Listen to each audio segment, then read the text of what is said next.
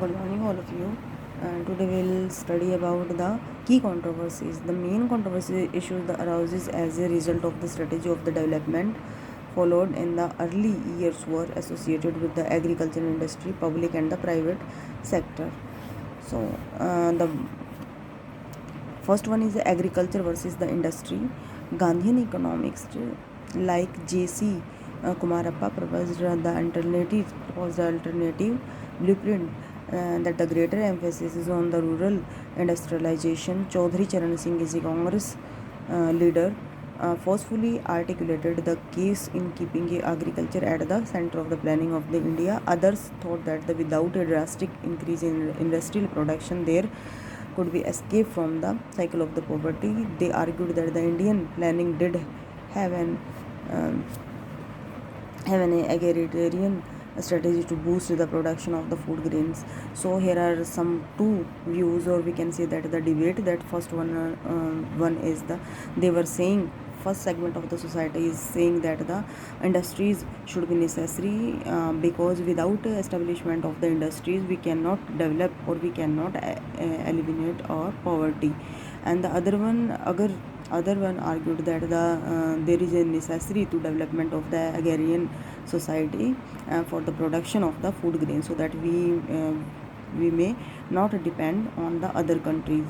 So here we discuss about the agriculture versus industrialization. The next is a public versus the private sector.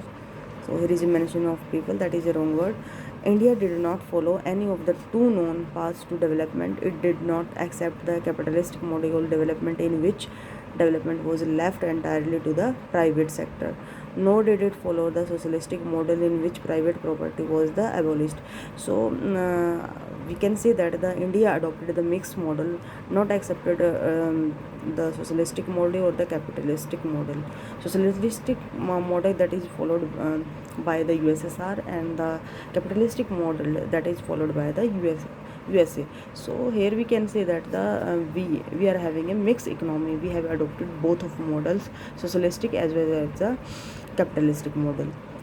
The enlarged public sector products powerful vested interest, and created enough hurdles for the private capital, especially by way of the installing system of the license and the permits of the investment. Moreover, the state policy and the restrict import of the goods that could be the produced in the domestic market with little or no competition left the private sector, and the increase to improvement their products, and makes them cheaper, that the state control more things were necessary. This led to the inefficiency and the corrupted.